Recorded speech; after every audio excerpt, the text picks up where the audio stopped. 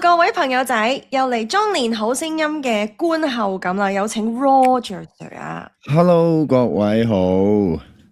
係嗱，我覺得咧，今集咧係中年好聲音4嘅第7集啦。今集我覺得幾好睇嘅，因為啲歌有啲叫幾啱聽啦，同埋討論點都幾多嘅。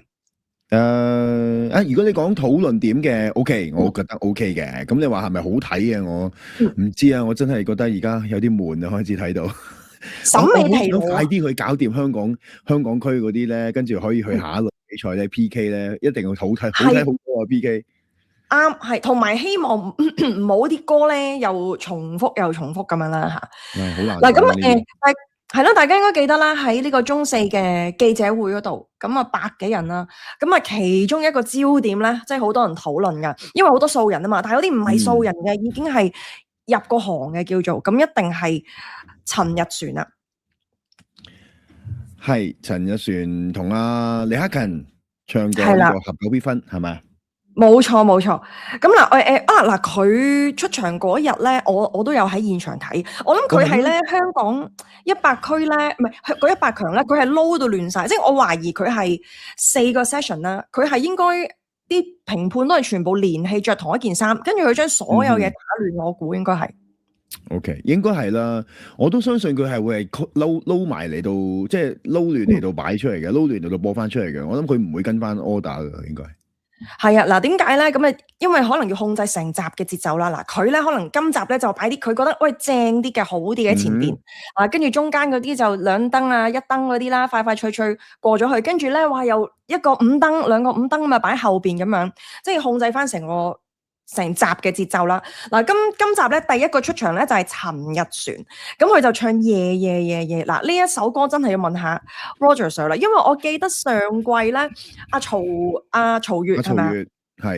係啦，佢唱呢隻歌咧係咪 Roger Sir 都係指導過佢啊嘛？好似呢首佢阿曹越佢一開始揾我嗰陣時候咧，就係一開始第一首歌就係同佢練夜嘅。哦，係啦。咁啊，其實就我哋唔好講話邊個唱得好啲，邊個唱得唔好啦吓，即係咁。但係我覺得陳日璇係麻麻地啦嗰日，即係我睇翻好多 YouTuber 佢講都係講嗰日麻麻地，其實真係麻麻地。嗱，我記得咧係我印象之中咧，曹越嗰個版本同阿陳日璇咧，嗱，我自己真係唔係話 Paul Rogers， 但係我係覺得曹越係有 feel 啲嘅。我現場聽咧，聽陳日璇唱咧，就好似佢去表演咁樣咯。表演唔係話要唱得好有感情，總之哇，好似好完整咁樣唱完一首歌出嚟，同埋有少少炫技咯。我覺得，因為我啱啱都想問你呢，你現場聽佢同即係個感覺同喺電視機睇個感覺有啲咩唔同？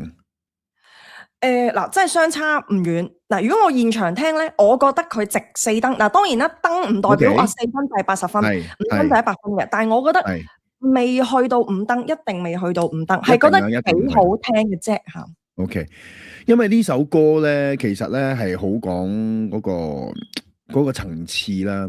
因為呢首歌其實有好多地方咧係可以俾你去一層一層咁樣去將嗰個情感推出嚟嘅。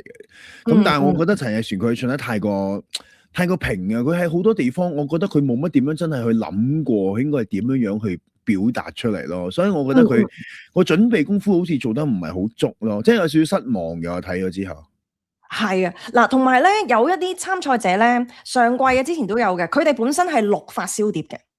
咁我就發覺咧，我唔記得陳日璇有冇，但係佢嗰類錄發燒碟嘅人咧，佢係好着重每一粒聲啦。我把聲係幾靚啊，我把聲幾靚，但係就唔係好有 feel。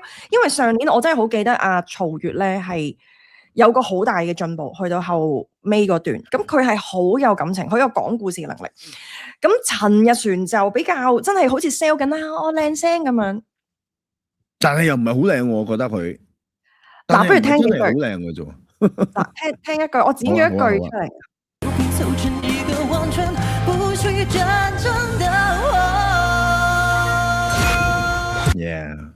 嗱，呢個我有聽過。點解佢要咁樣改咗個拍子咧？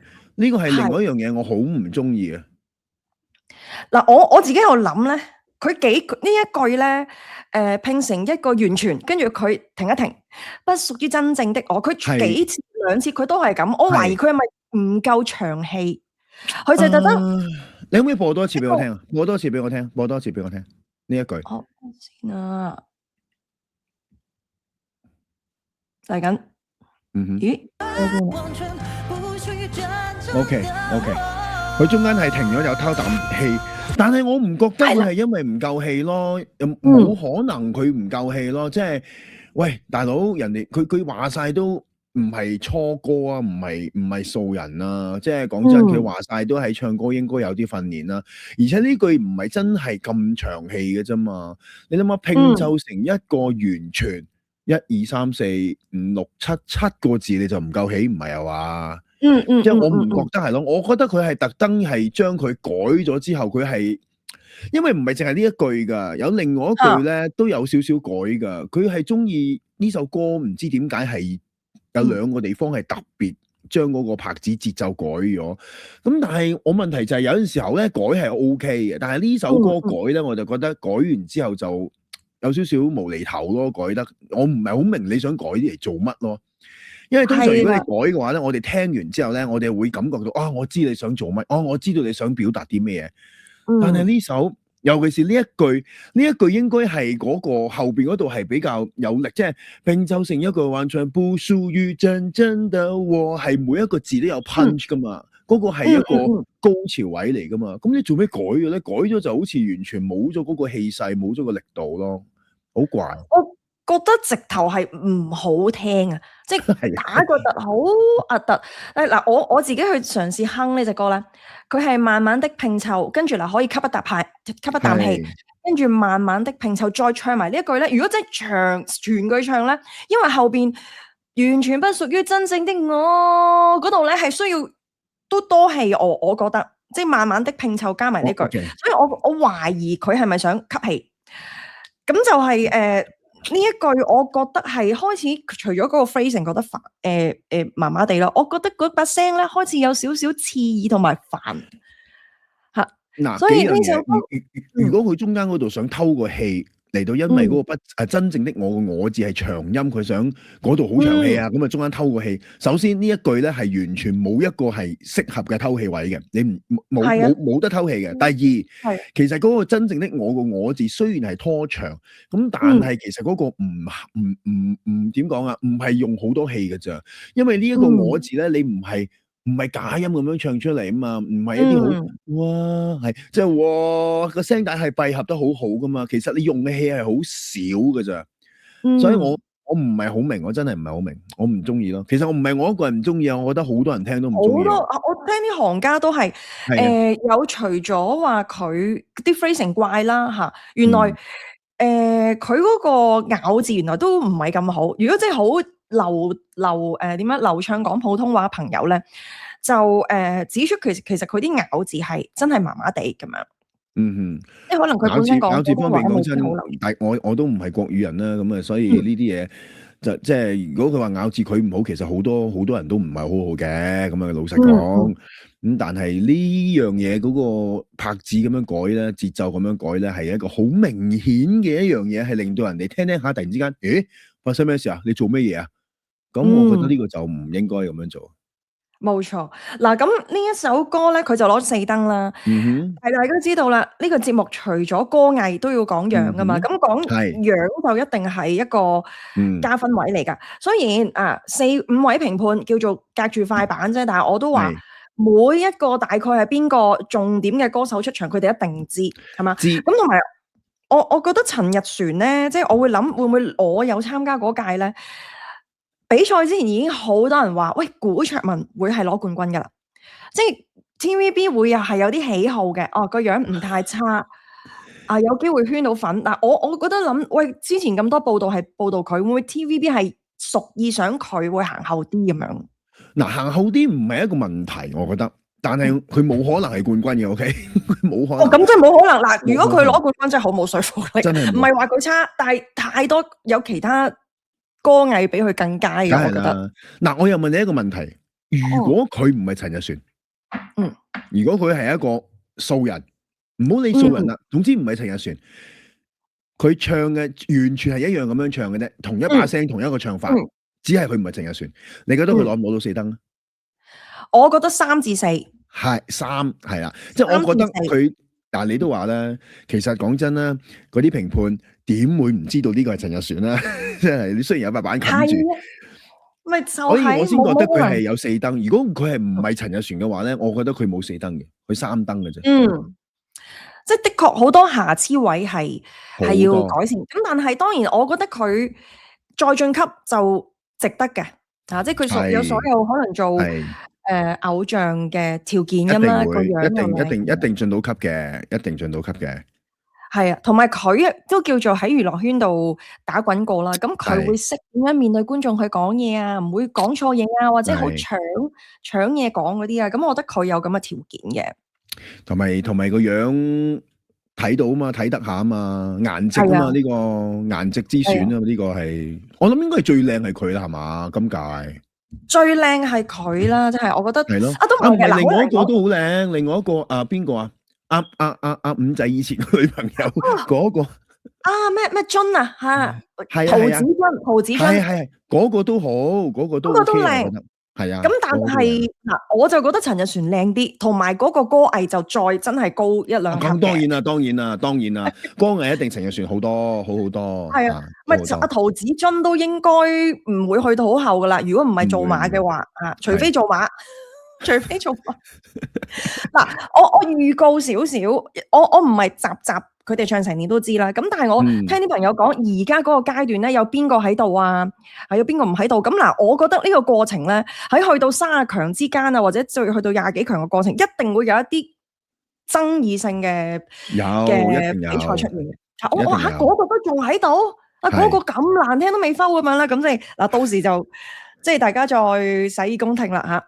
嗱，好啦，不如我哋去下一個啦。我就想呢一位都想聽下阿 Roger Sir 嘅睇法。許美靜 Chandelier 許美靜係啦。sorry， 許美琪唔係許美靜，唔係許美琪，許美琪係許美琪。佢就嚟自蘇格蘭㗎。我哋咧喺 YouTuber 嘅 group 嗰度咧，我哋都有即係略略咁傾啦。喂，香港賽區。好多都唔係真係住喺香港喎，譬如嗱，今次咧出年會係咪？係啦，出年會25個，有11個都唔係香港居住嘅人嚟㗎，包括許美琪。係，呢個係一樣嘢啦，呢個可以，其實呢個可以開一集嚟到淨係講呢樣嘢嘅。咁但係我覺得佢許美琪呢首 Chandelier， 我唔知，我知道有好多人中意，但係咧，可能我真係。太熟呢首歌，同埋俾個原唱影響得好犀利，即係我覺得呢首歌佢到後面咧唔係咁唱嘅，到後面嗰度係要個力度係要爆出嚟嘅。嗱，我爆唔到啊！我其實都有聽，當然有聽 Roger Sir 嘅分析啦。嗱，其實我同 Roger Sir 嘅睇法一樣，我係聽幾句先。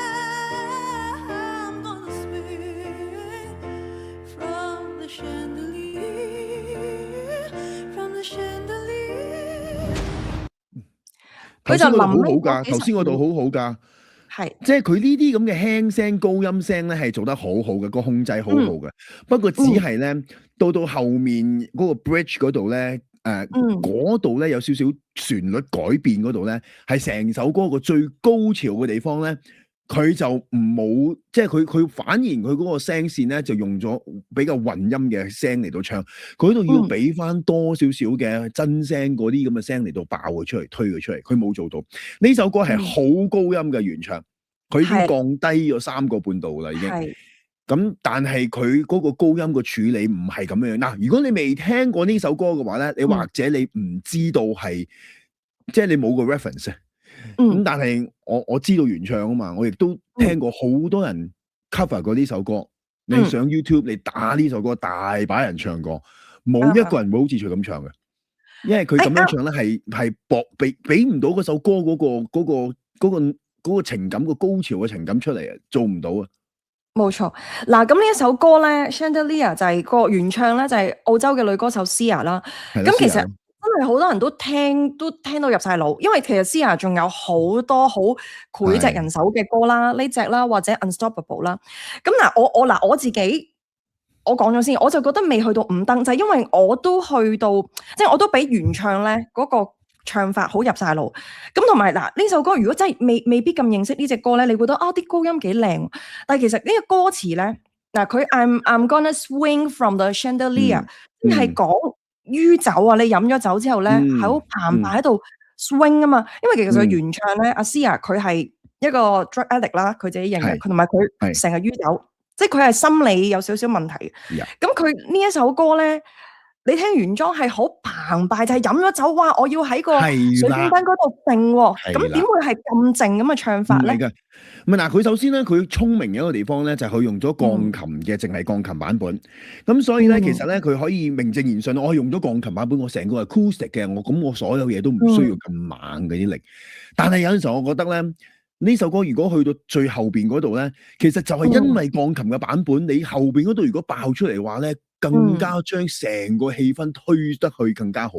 我好期待，因為如果我做評判咧，我唔會咁快撳鐘嘅，我唔會咁快撳燈嘅，我係要聽埋後邊嗰度嘅。但係如果佢咁樣唱咧，我就唔撳燈噶啦。係啊，不過嗱，佢其實降3個 key 咧，佢係聰明嘅做法嘅。係，一定係啦！佢唔係聰明啊，佢都唱唔到。佢穩陣啊，大佬。冇辦法啊嘛，唱唔到。真係，如果真係原 key 咧，係好考唱功。咁仲有我有聽好多即係行家去，包括 Roger Sir 啦，去評佢唱呢一首歌啦。咁咧有行家攞翻個 reference 咧，就係原來阿 Janice 啊，同埋阿詹天文啊，即係 Windy， 即係。TVB 好似星斗嗰啲學員啦，佢哋有唱呢隻歌，就我唔知係唔係原 key 啦，一唱嗰度咧係出晒事嘅，即係 even 就算 Janice 呢啲咁好技巧嘅咧，如果你唔係降低 key 咧，你嗰度嗌係好出事，咁所以嗱，我覺得呢個許美琪咧，佢用呢個咁靜嘅版本，佢降 key 唱咧，起碼出事嘅機會係低，所以佢嗱個策略性係啱嘅，我覺得。佢係啱嘅，不過咧就變咗做，我覺得佢唔知係低估咗呢首歌定高估咗自己嘅能力，唔知啦。做到後邊嗰陣時候咧，你係應該要用另外一個力度嚟到唱嘅，另外一個層次，另外一個力度嚟到唱，咁佢做唔到，冇。我覺得真係唔係好夠澎湃，同埋飲酒啊嘛，佢講飲酒之後你發癲啊，要揈啊嗰啲，我同埋聽好多 Chandelier 嘅 cover 咧。都係澎湃啲嘅，我比較少聽到好似佢呢個咁靜鋼琴版嘅 cover。就算鋼琴版靜都唔緊要，我總之就去到後邊你唱嗰度係即係咩嗰度係應該係要係出晒㗎啦。佢唔係㗎，佢係用晒混音嚟到唱，唔係咁唱。係啊。真係唔係可以話佢有自己嘅 style 咯。咁嗱，五燈，我覺得係4至5啦。即係如果係因為，我覺得佢唔值5啊。係咪嗱？Roger Sir 都覺得4，我覺得都因為原唱太過入腦，所以我都會俾4。我覺得值4咁樣咯。嗱，我知道有啲人咧會 argue 嘅，就話咩咧？你做咩一定要跟原唱啫？佢自己嘅風格咁啊，點解唔可以咁樣唱啫？係明白。OK，不如我攞另外一個例子俾你聽。Whitney Houston，I Will Always Love You。你嗰度會副歌嗰度唱 ，And I 去到後邊 boom，And I 輕輕咁樣唱，你唔會噶嘛？咁你唔會話，咁佢自己個人風格，點解你唔俾佢咁樣唱咧？唔係咁噶嘛首歌，你明唔明啊？所以要連埋個歌詞咯，歌詞嘅嗰個，因為我首先我係每一首歌我聽咧，我係要理埋個意境嘅，懶理佢係英文、日文啊咩好，因為我自己好多時評呢啲咧，我發覺有一啲表演係好流於表面嘅，譬如2屆之前有阿龍婷同埋唔係2屆，上屆龍婷同埋阿劉曉坤啊助力賽，OK，佢哋就唱得不到的愛情啊，或者記得，係嘛？咁佢哋咧。佢哋唱國語版啊嘛，咁你唔係搔首弄姿噶嘛，佢當擋不住的風情。係啊，我記得，我絕對記得，係啱你講。係啦，咁我就話嗱，我唔中意咁樣嘅，我話你根本冇消化過啲歌詞，嗰首歌根本唔係講呢一樣嘢。係啦，咁所以就算呢首英文歌，我都覺得係嗱，我覺得真係飲咗酒嗰種感覺咧嚇，就要澎湃啲。咁佢呢一種嘅表現就似係打咗鎮靜劑嗰啲咁嘅調，唔係唔好聽嘅。唔係唔好聽，但係同個意境係爭少少咁樣咯。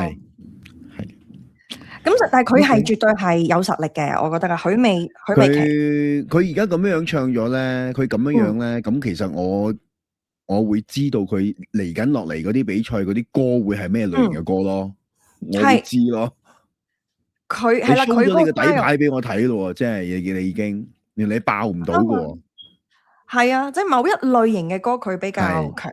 係啦，好啦，咁啊祝佢好運啦！五燈啊，今集咧有3個五燈啦，仲有啲五燈咧，我哋下一集講低啦。呢一集好啊咧仲有啲學員咧都要講下噶啦。呢一個咧35歲阿鄧燕衡啦，佢就唱非你莫屬嘅。嗯，咁嗱，播少少段。好啊。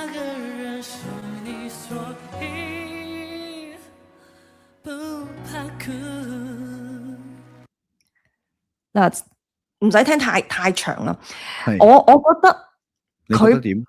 嗰啲發音有少少做作。好聽嘅。你覺得啱嘅。佢啲發音咧係一定係模仿住或者係俾啲咩人影響嘅，佢啲周杰倫啊，即係嗰啲咁嘅台灣歌手咧影響嘅，一定有嘅。係啊，佢嗰句不怕苦嗰啲，不怕苦。係。哇！我呢下毛管戙，但係其實成首歌係唔錯嘅，佢幾特別嘅，我覺得唱得。不過真係佢一定係諗緊唔知邊個去模仿。不怕苦嗰啲叫做係咪哭腔再加埋啲怪咬字？嗰嘢我就有少少毛管戙啦，我覺得。嗰啲係，不過一定係啊，一定有影響啊！即係佢，所以佢呢個唔，所以佢唔係即係唱出嚟俾我感覺，我唔覺得佢係第一唔係做緊自己，第二佢唔係好識自己，唔係好認識自己把聲，點樣樣嚟到真係攞自己嘅聲，佢英文叫做 authenticity， 即係佢唔係一個好點講啊？英文中文係咩啊 ？authenticity，authentic。即係你個靚嗰個位啊，審美啊，唔係啊，即係佢你唱出嚟，你唔係做翻自己啊，應該係咁講啦，唔係真正嘅自己啊嚇。嗱，佢攞4燈嘅，咁佢就呢一首歌，我覺得一開頭係幾正喎，好似真係好飛咗去台灣咁，哇幾正！不過後尾啲咬字就覺得其實佢唔係唱緊自己嘅嘢，佢係模仿緊其他嘅。好明顯嘅。係啊，係啊，所以我唔覺得有啲咩共鳴咯，佢說服唔到我咯，佢唱呢首歌。係啊，嗱，同埋咧，我唔知佢有冇繼續晉級啦。有一樣嘢佢要注意啦，嗱，呢啲就係出鏡個樣，佢啲牙咧，啲牙齒唔係咁整齊，係唔知係煙屎牙定係咩？嗱，食煙都唔緊要嘅，係咪？但係我覺得出鏡嘅人咧，好少棚牙係會咁唔靚嘅，多數唔靚。你嘅意思係佢唔整齊，抑或係唔白啊？唔整齊再加黑黑地啊！嗱，唔整齊嗰啲好難改唔到噶嘛，唔整齊你點啊？你佢特登去箍個牙或者係戴牙套好難噶嘛。你話牙唔夠靚唔夠白嗰啲都仲可以去漂下都 OK 嘅。佢係最緊要唔夠白同埋黑黑地，我唔知係其實而家好多科技可以整到你貼嗰啲牙片啊。OK 嘅。如果唔係佢繼續再進級咧，一近鏡一 zoom 埋去咧，就會好肉酸噶啦。即係喺呢個演藝圈咧，好少人啲棚牙係唔靚啊，咁好黑啊，唔齊咁樣噶嘛。我又冇研究過啲參賽者嘅牙，等我再留意下先。係我成日留意人啲樣，哇！呢個人我即係一路睇同啲 friend，哇！呢個人個樣咁衰啊咁樣，即係當然啦，睇我哋觀眾都係咁樣噶啦嚇。嗱，佢就4燈，睇下會唔會下次唱得到佢自己嘅 style 啦。嗱，呢一集俾我哋睇多一位啊，好嘛？好啊，睇多一位啊。嗱，周平嚇，周平我就冇錄佢嗰個歌啦嚇，但係大家可能都會記得。咁啊 ，Roger Sir 佢就係唱 I Will Come to You 啊嘛。呢首歌好唔啱啊，簡單。呢首歌冇共鳴感啊，完全都冇人識嘅呢首。你諗下，我識係 Hanson 啫，但係你哋有邊個人真係聽過 Hanson 嘅歌啊？嗱，我哋記得啦，係嗰句記得咯。即係你嗰3個僆仔嗰啲歌，你真係唔得啊！得好揀嘅歌，呢首歌太冇共鳴感啦！呢首歌，而且佢又唔係唱得真係好好，我覺得佢係啊。嗱，呢一位咧，周平就嚟自瑞典啦。瑞典啊，係啦，佢唱嗰首 I Will Come to You， 我諗未必真係話好多人都識啦吓。咁但係我覺得佢全首歌係唔係好大起伏。唔係話好大起伏，好似比較單一咁樣啦，嗰個聲音。總之就個聲音，佢唔係好識用自己嘅聲，佢唔係好識用位置嚟到唱歌。其實佢好多嘢其實佢把聲本身咧係比較厚嘅，即係佢個聲底係 O K 嘅。咁但係佢就唔係好識用聲嚟到唱歌啦。佢只係唱咯，咁即係其實即係冇乜點受過訓練。我覺得佢冇乜點受過訓練，冇，同埋冇乜層次，即係佢好似一個聲由頭唱到尾咁樣啦。係啦，所以咪唔識用聲咯。我就咁講，唔識用聲。三燈都合理嘅啦，OK 啦，因為 OK 嘅。成個造型嗱，佢真係嗰個造型，我唔知似邊個歌星，係咪有啲似阿 J Lo 以前嗰隻咁樣啦？總之個頭，所以我覺得幾特別嘅，即係所有嘢加埋個造型啊嘛。呢個我唔知，我唔覺得佢似邊個咯。我覺得佢都幾特別嘅 ，OK 嘅。佢個頭我睇咗好耐，佢係咩嚟嘅咧？係個假髮啦，抑或係真係梳到咁樣啦？真係我都睇唔到啊，睇唔明。係真係梳到咁嘅，佢將佢捲起咗再夾咁樣嗱，造型我覺得唔錯嘅。不過歌喉咧就應該行得唔遠噶啦。唔係好遠嘅，呢個應該唔會行到好遠。係啊，亦都即係唔係話印象好深刻噶啦。咁但係咧嗱，第7集咧，令我哋印象更加深刻，即係討論點係，我覺得都有嘅，就喺我哋餘下第2集裏邊啊。譬如有嚟自新加坡嘅兩父女啦，咁另外啲五燈咧，哇嗱，我有啲就真係幾中意啦。咁我哋就留待下集再討論啦。好啊 ，OK。好，咁就多謝晒大家嘅收看先，記住留意下一集我哋嘅中年好聲音觀後感，下次再見，拜拜。